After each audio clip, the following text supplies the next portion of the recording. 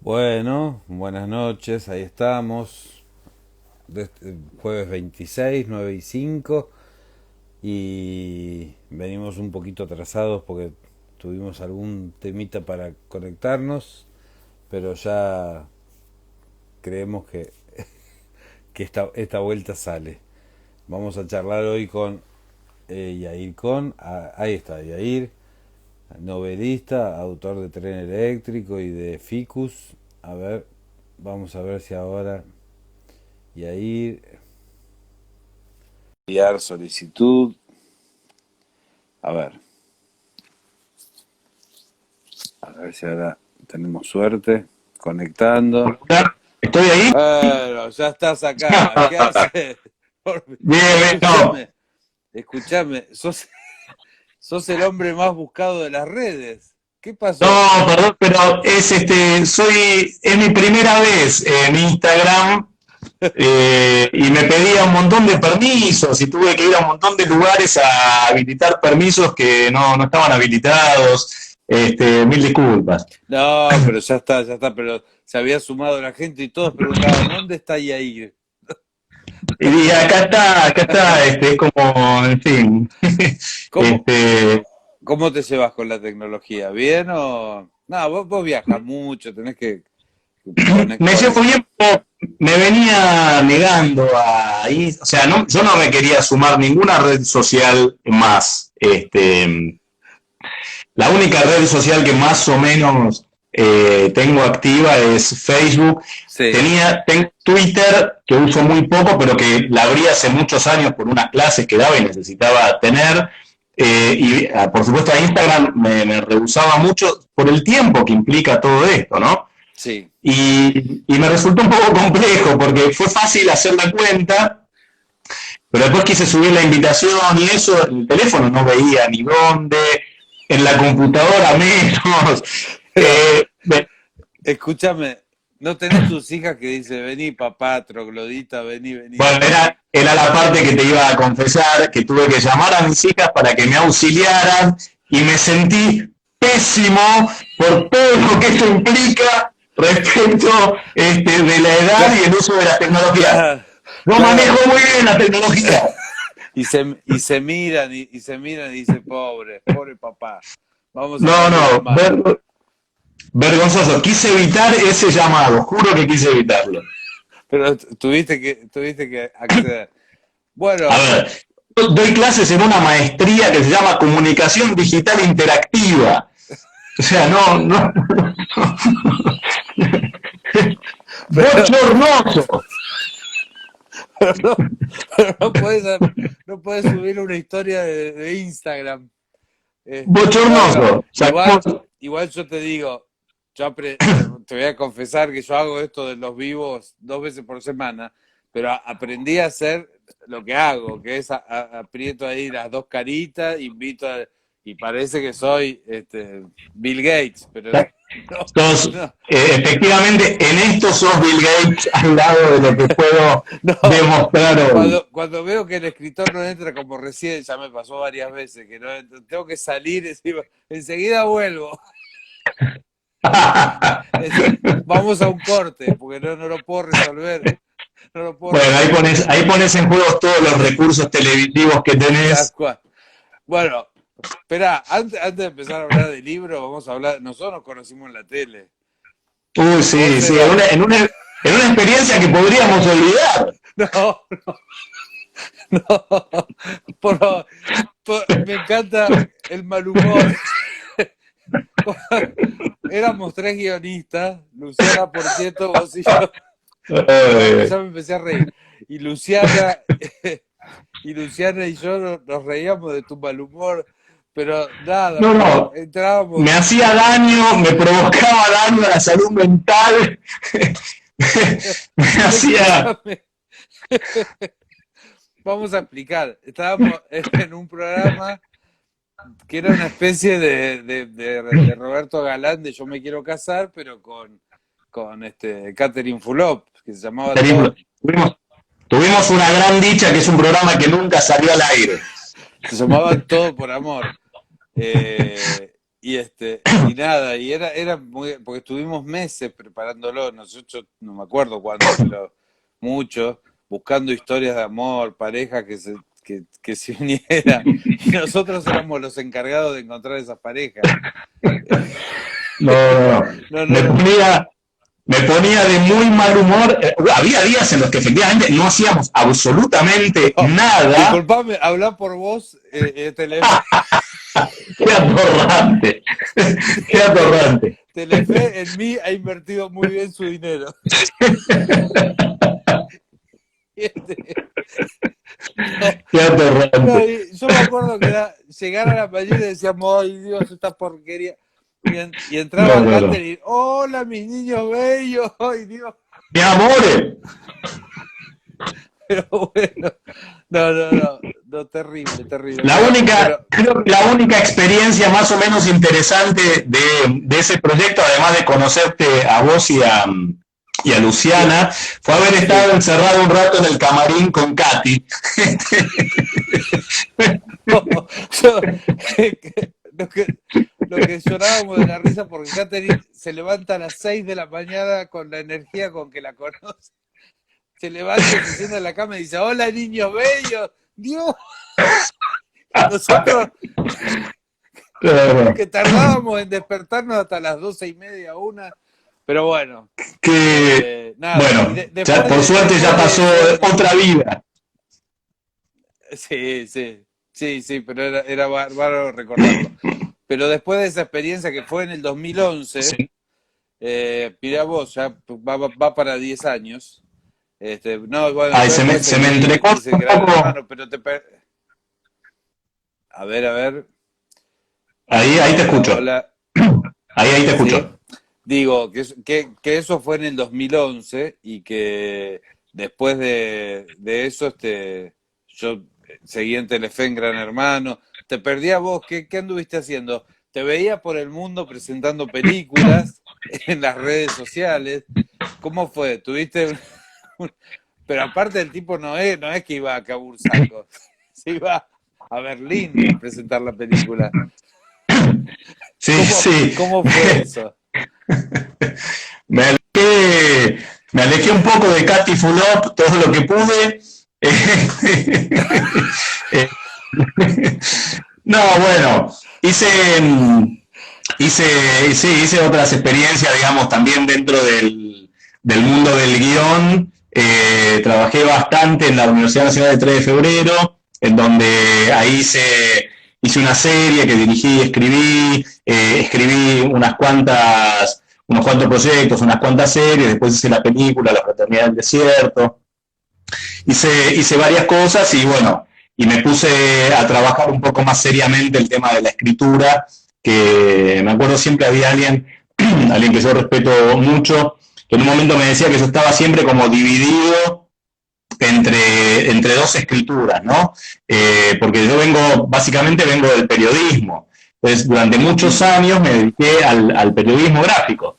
Sí, Y yo en realidad quería escribir y después cuando dejé el periodismo gráfico empecé a hacer guiones. Siempre estaba tironeado por otras sí, escrituras y nunca lograba tomar seriamente, ¿no?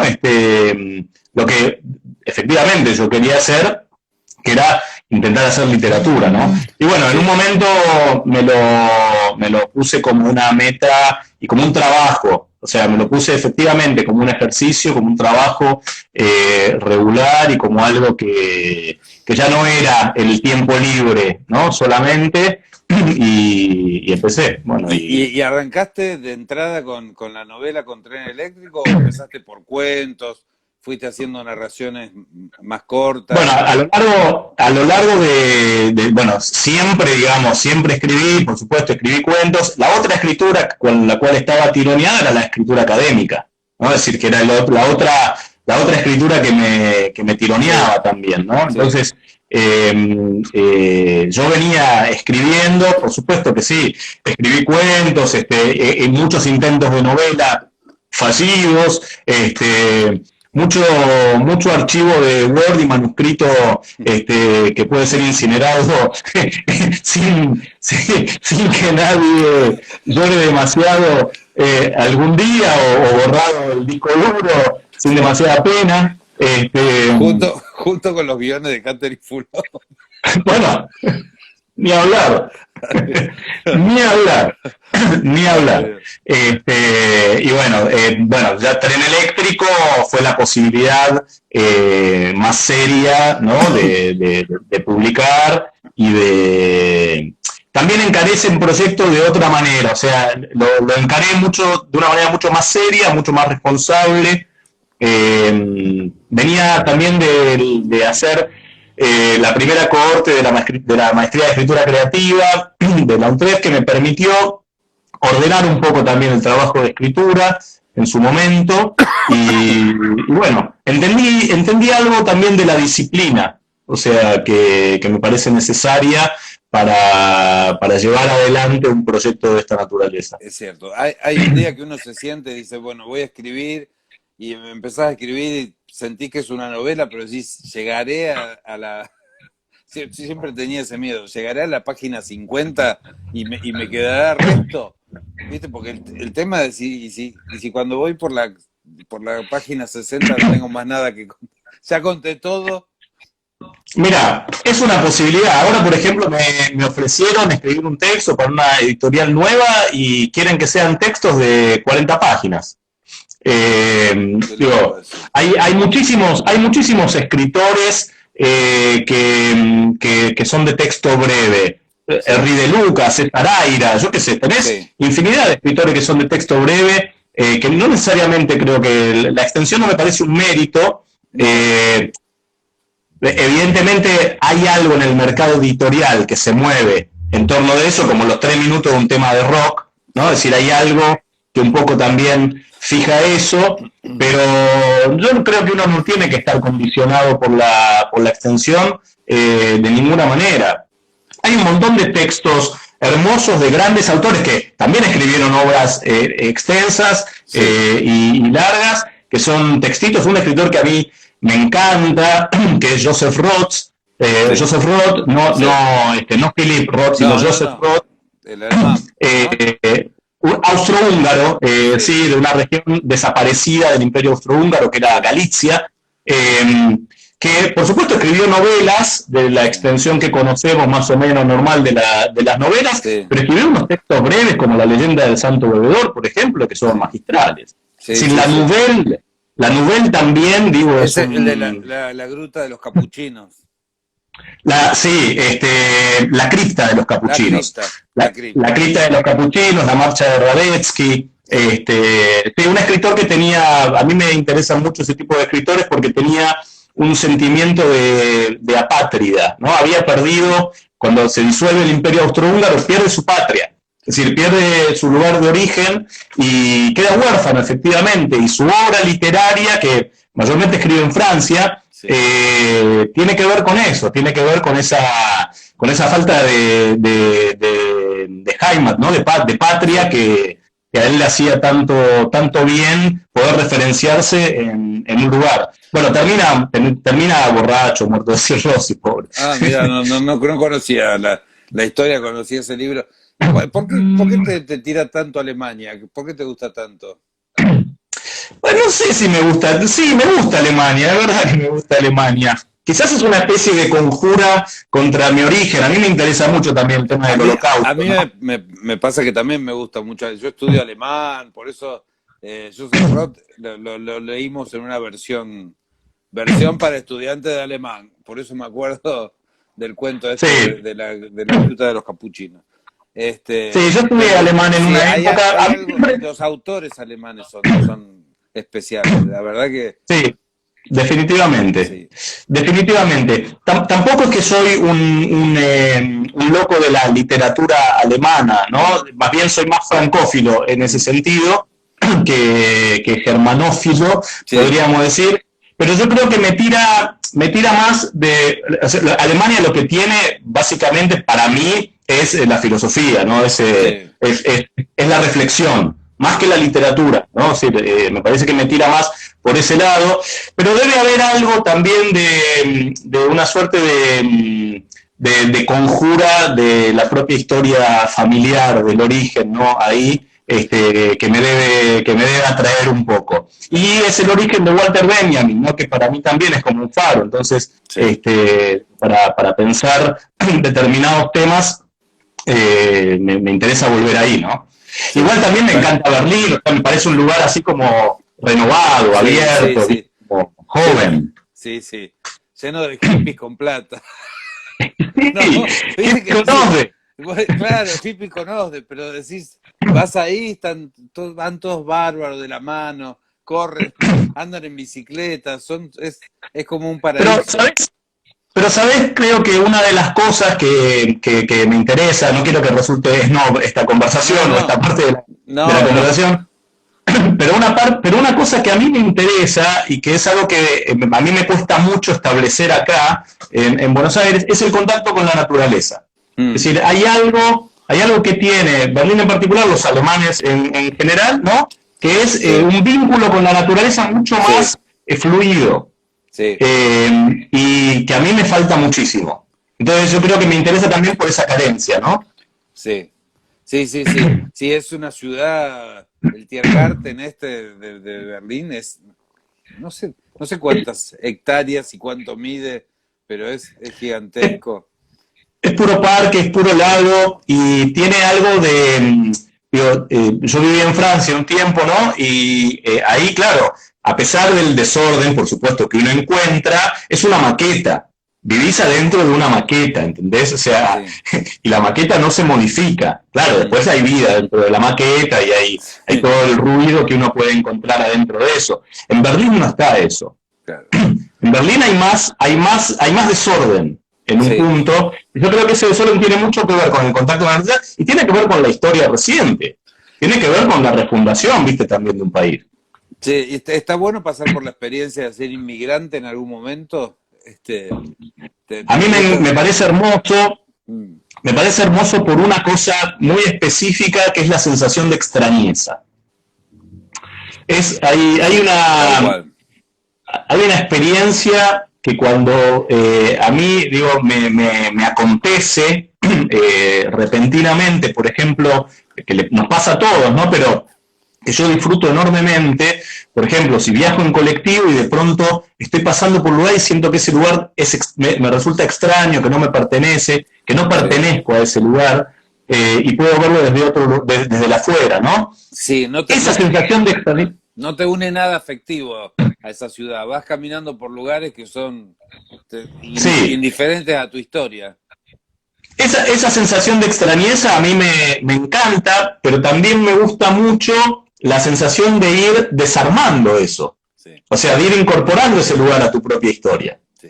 Entonces, digo, la experiencia del inmigrante con OSDE, ¿no? Es decir, no del inmigrante Sí, sí, que sale en balsa, ¿no? Y tiene que sí, sí, sobrevivir al...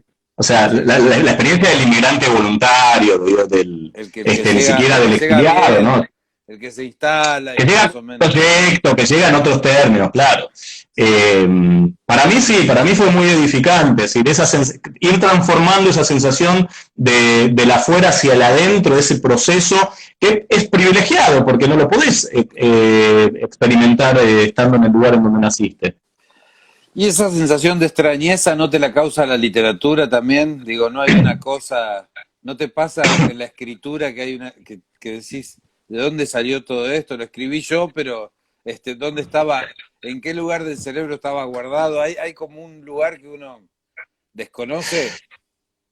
Como dos experiencias distintas, ¿no? La experiencia de la escritura y la experiencia de la lectura, ¿no? Yo la vivo de manera muy, muy Sí, diferente, ¿no? Porque en la experiencia de la lectura, vos tenés esto como al mismo tiempo, ¿no? Meterte en un mundo que te es ajeno, pero con el que empezás a resonar, ¿no? Empezás a sí, sentir a identificación empatizar, sí.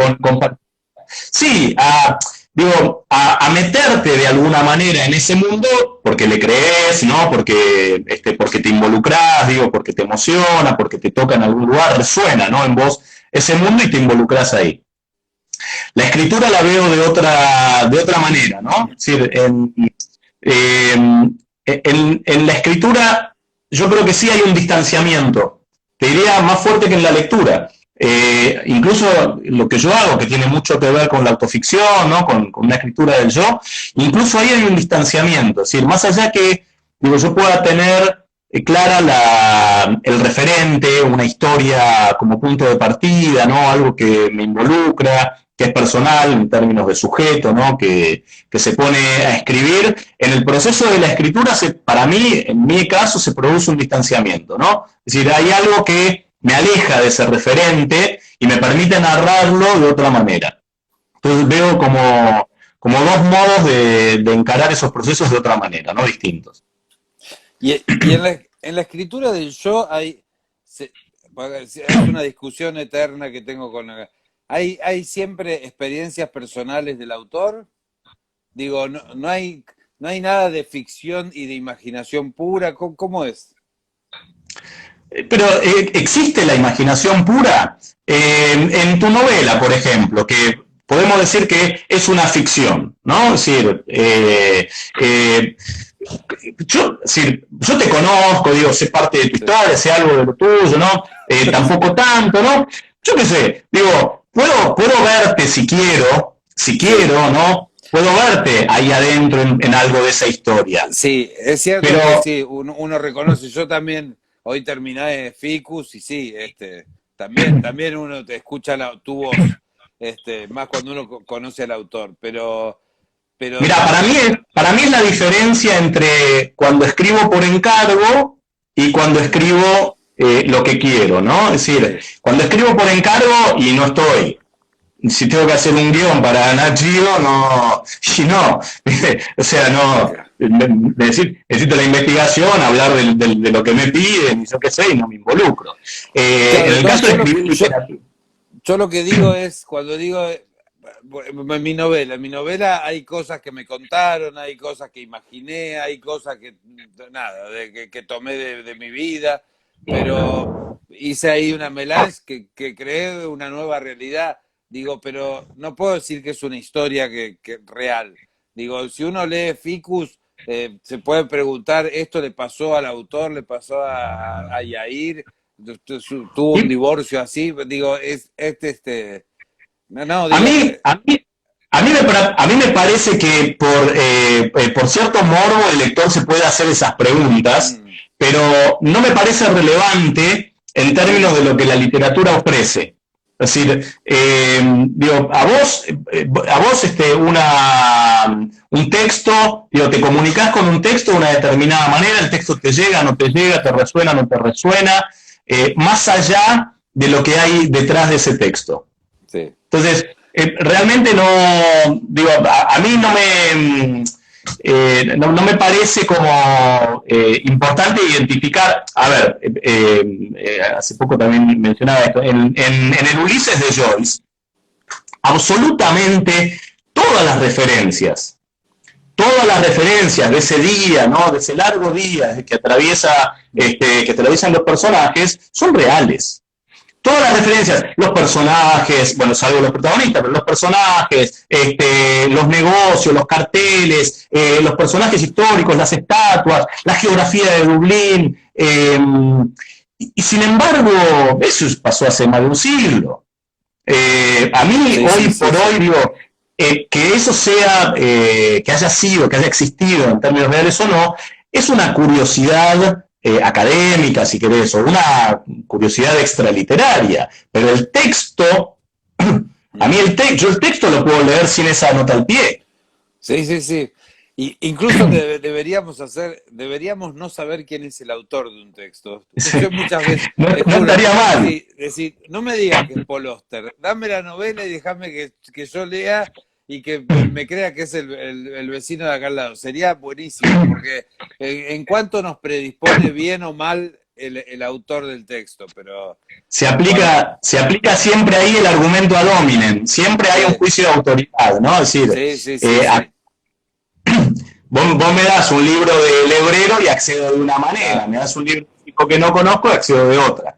Pero sería maravilloso no decir quién es el autor. Bueno, yo me acuerdo Podría ser, en alguno de estos, podría ser como con la raspadita. sí, en algunos de estos programas que había en los 90 donde los noteros le tomaban el pelo a la gente. Yo recuerdo que salieron con un poema de Soldán, sin decir que era de Soldán, y decían, si te leo este fragmento de Borges, y la gente, pero no cualquier gente de teatro y gente que se supone... No, sí, maravilloso. Hablaban del poema de Borges y estaban leyéndole un Pero poema de Soldán. el, Digo, podés el, entrar como un caballo si el te gobierno de animás. la ciudad pintó, el gobierno de la ciudad pintó en una estación de subte una frase apócrifa de Borges. O sea, No, no, no, porque yo entonces, ya desconfío de todo, porque todo es de Borges. Es y decir, claro, ¿será? ¿Lo habrá dicho? ¿Viste? Cuando dice esa frase, por ahí es muy conocida, pero soy mejor lector que escritor y si un libro no te gusta tenés que abandonarlo. Digo, ¿lo habrá dicho Borges? Porque yo creo en el sacrificio de la lectura también. No es que un libro me aburre y lo largo. Yo creo que hay que darle, totalmente, viste, hay que darle tiempo, totalmente. que no todos los textos son fáciles, porque si no es una cosa hedonista de siempre me tiene que provocar placer. No, digamos, hay textos que son una piedra y que uno hace, digo, vos nombraste el Ulises. Yo nunca pasé el segundo capítulo del Ulises. Y tengo 3 ediciones, como, no lo puedo leer. Ya a esta altura digo, pero uno sigue haciendo porque es James Joyce y porque crees que la lectura vale la pena y lo volvés a empezar. Yo no creo en esto Vale de que la pena. Vale la pena porque es una relectura de Hamlet claro, y del Ulises de Homero que realmente te transforma. Digo, vale la pena desde ese lugar. Lo que, de todas formas, digo, más allá de eso, también pienso que es un poco utópico pensar que uno puede hacer un juicio absoluto o más o menos objetivo de un texto si no conoce al autor. mm, Hay algo, ¿no?, de la importancia también del nombre que determina el texto. Digo, puede ser interesante jugar a la raspadita, no poner el nombre o hacer como una cata de vinos en sí, donde no sabes a qué bodega pertenece. sí, Pero también hay algo de la historia de su propia obra, sí. ¿no?, que resuena en la lectura. Es decir, la lectura no es virgen. Entonces, vos lees hoy, no sé, una novela de un autor que ya leíste y que te interesó y que te gustó. Y entonces la lees con ese bagaje, ¿no? Y todo eso se involucra, interviene en la lectura. Claro, pero hay un momento de la vida de un lector, digo, porque yo me acuerdo cuando empecé, que los nombres no tenían demasiado peso. Yo leía a Stephen King y los prólogos de Stephen King decía, porque Poe, porque Lovecraft. Sí, Entonces yo claro. iba y nada, y abría los libros de Poe porque lo había leído en el libro de King. Y no tenía ese... Hoy cuando no, porque es Poe, tienen un peso distinto, Lovecraft, digo, pero me gustaría, bueno, todos esos autores, Steven, yo leía de chico Salgari sin saber quién era Salgari, después me enteré que era italiano, yo creí que era un pirata que escribía historias, ¿entendés? Y lo leía con esa frescura de, no me importa nada el autor, me importaba lo que estaba leyendo si me resultaba entretenido. Algo de eso está bueno poder recuperar, ¿viste? No estar Bueno, leyendo porque ya pero en un punto pensá que un ejercicio a veces un poco duro, ¿no?, que es leer autores jóvenes, por él o noveles, implica eso. O sea, porque no tenés un juicio previo. sí, sí, Entonces, bueno, frente a los consagrados ya está, pero cuando te animás, sí, ¿no?, sí, a leer un autor nuevo sí, que no conocías, los que nos agarran a nosotros, como a nosotros. la primera o la segunda novela, ¿entendés? Sí, sí. ¿Cómo le digo? Yo, Carlos Sacán, le garantizo que la agitación, no, tomá, léelo y bueno, que el cielo me juzgue. Bueno, o que te juzgue un editor, o que Bueno, te juzgue un editor. sí, sí, sí, es cierto, ¿Viste? es Es cierto. otra. Igual siempre hay un montón de factores que intervienen, ¿no? Es decir, definitivamente la lectura virgen completamente desprovista Sí, no es posible. no, no es posible, no es posible. Che, ¿te costó mucho editar? Porque no solo el tema es escribir, también es conseguir, ahora que hablaste de los editores, conseguir una editorial que se interese, porque Yo tengo una teoría que en el cine o en la televisión la autogestión funciona maravillosa. Si vos invertís para hacer tu propio documental y que eso es bárbaro, pero en la literatura no funciona así. Si vos te pagás la edición de tu libro, ya estás con cierto desprestigio. Nadie reconoció tu obra para editarla, digamos. Sí, yo no pagué, pero definitivamente hay mucha gente Sí, que lo hace, pero es lo mismo que la autogestión en el cine, eso. O sea, hay mucha gente que también, digo, se paga su sí, sí, película, sí, ¿eh? sí. Sí, No, y muchos grandes libros que empezaron con ediciones pagas también. bueno, el otro día vi,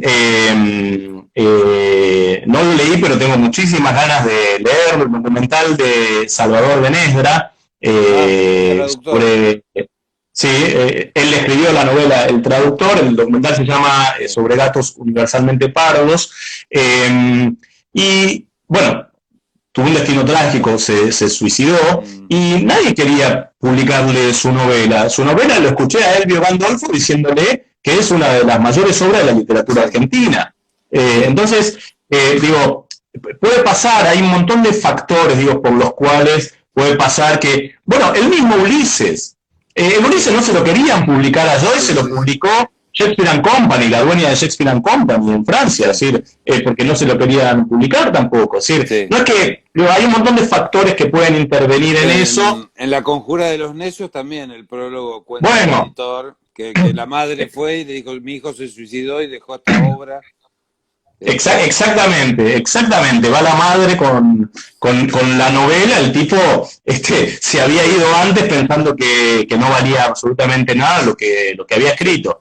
A mí sí, me parece que para publicarse intervienen como varios factores. Mi proceso personal no fue tan complejo como se puede pensar. Yo venía trabajando con un amigo, Martín Grossman, que estaba trabajando y armando una colección en Milena Cacerola y mi texto encajaba, digamos, claro. en esa colección y estuvo bien. Y después, bueno, ese camino natural se dio a Editorial Caterva, digamos, con Ficus, así que no, digo, en ese caso no fue tan complejo. Igual es un camino arduo, me Sí, parece que es un camino bastante arduo, que definitivamente hay mucha gente, sí, no solo que se paga, digo, hay editoriales que cobran sí, para publicar. sí, sí, A sí, sí. ver, en principio yo te puedo decir, a mí no me gustaría hacerlo, pero tampoco sé Claro. si es un descrédito en un punto, ¿no? Es decir, No, no, no, no, eh, es cierto. Sí, no, yo tampoco lo hice, pero sé que miran de reojo al autor que se paga o se autoedita. ¿Qué sé yo? eso puede pasar que termine, digo, que me parece a mí que el problema que interviene ahí es es el del juicio de otro, ¿no? Sí.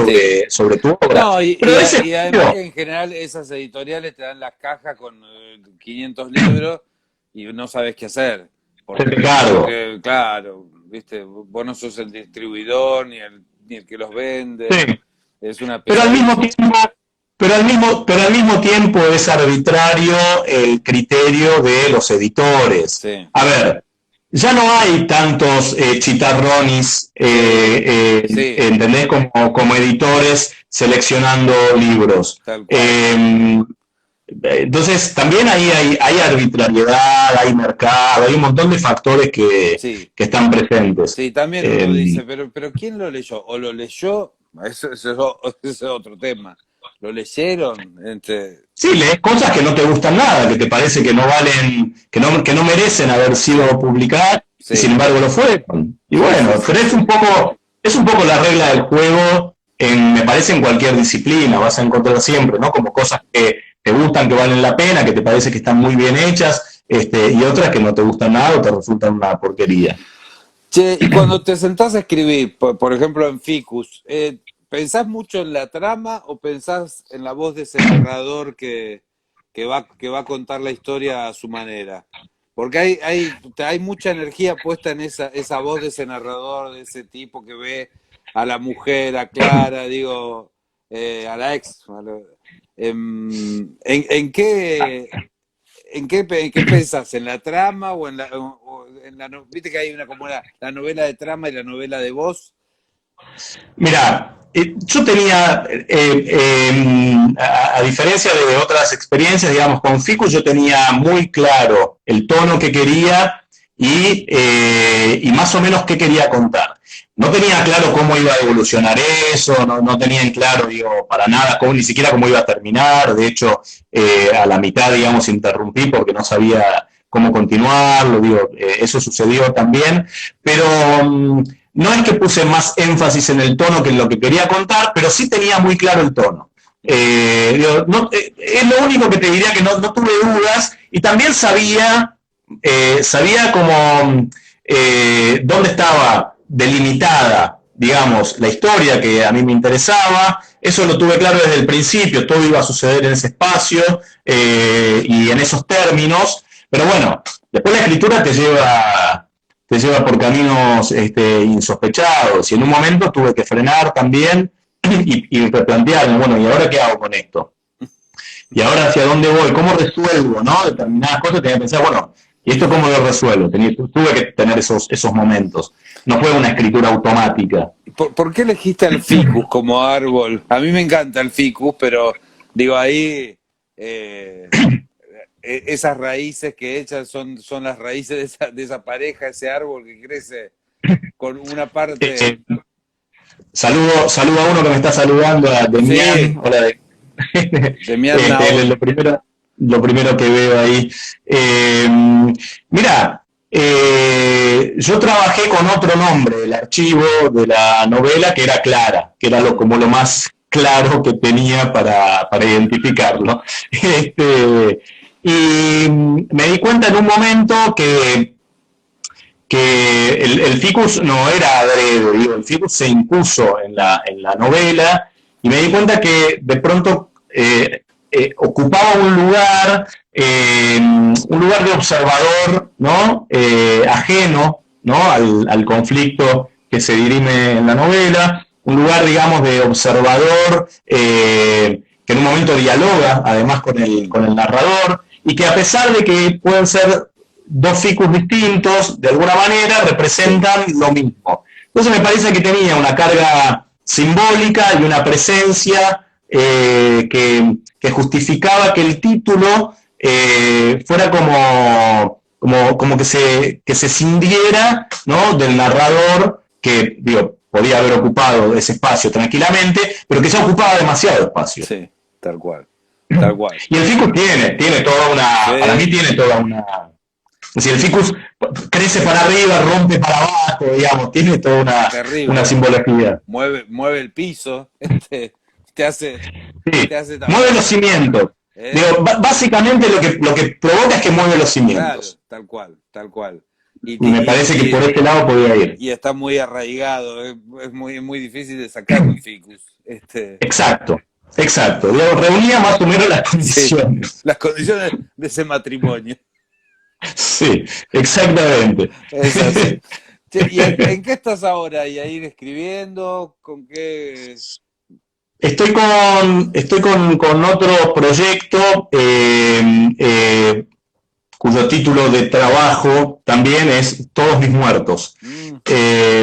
Y sí, tienen un punto de partida también, es decir, el trabajo tiene un punto de partida que es referencial, digo que hay algo de mi historia que está involucrado ahí.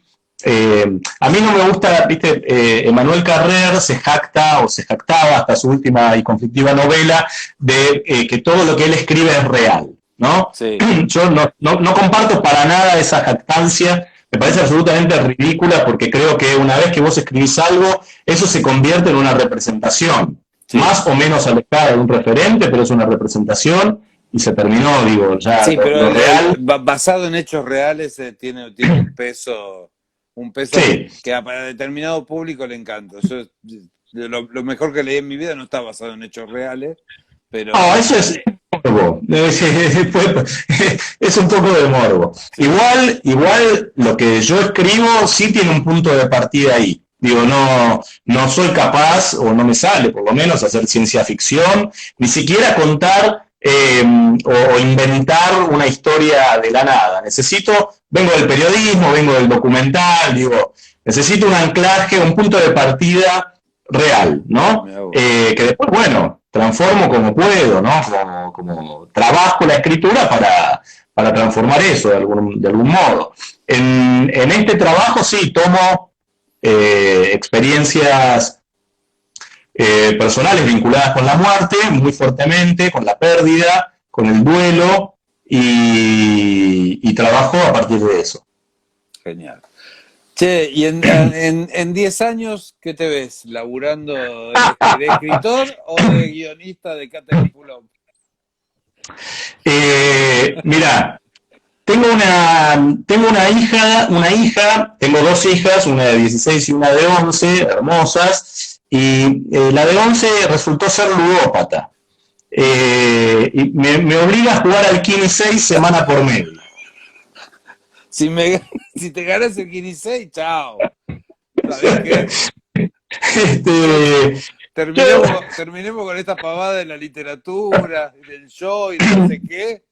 Me voy a Punta Cana. No, más bien lo contrario, me voy a Punta Cana a escribir. O sea, yo soy un obrero, soy un trabajador, toda mi vida fui un trabajador y me tuve que ganar el mango, sí. Y el tironeo con otras escrituras también me jugó en contra de mi propio deseo, ¿no? En un punto, por lo menos demoró parte de ese deseo.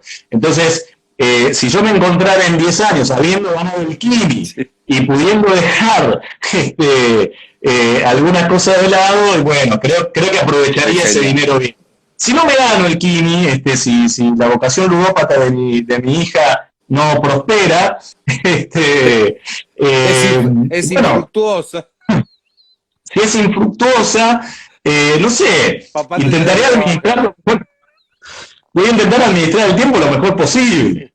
Sí. Lo mejor posible. Yo me río porque yo tengo una teoría de que el clima hace los intelectuales. Digo, los alemanes que decimos, o los rusos, son filósofos y pensadores porque hace frío.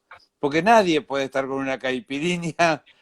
¿Dónde hay un filósofo carioca?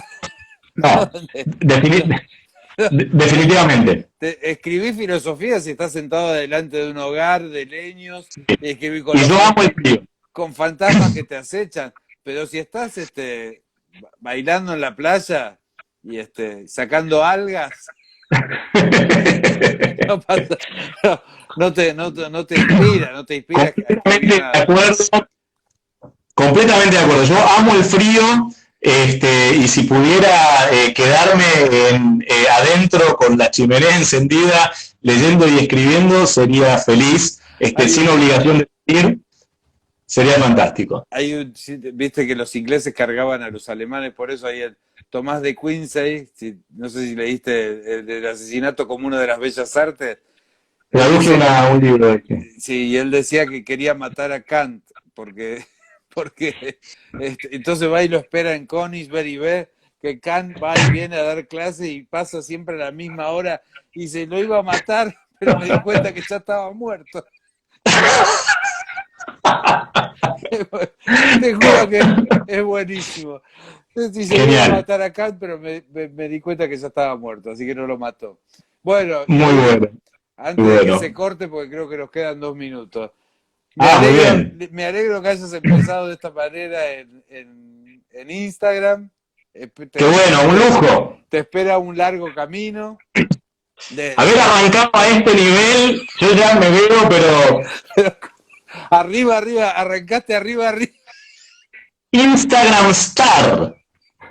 Te digo, mañana tenés 2 seguidores más. ¡No! Olvídate.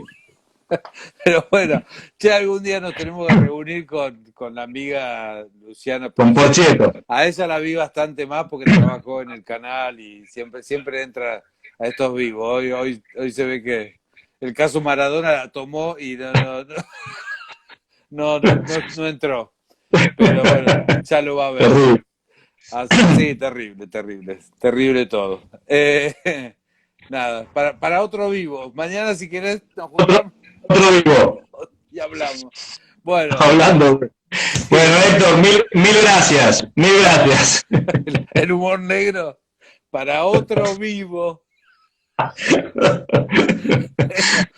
Mañana estoy con Carlos Busquets acá. No sé Buenísimo, si lo leíste, magnetizado y bajo este sol genial. tremendo, así que mañana a las 9 estamos con Busquets. Bueno, listo, y el sábado damos receta de cocina. El sábado me uno seguro. El tipo, dale, un abrazo grande, nos vemos. Chao, Abrazo chao, gracias. grande. Chao, chao. Chao, gracias.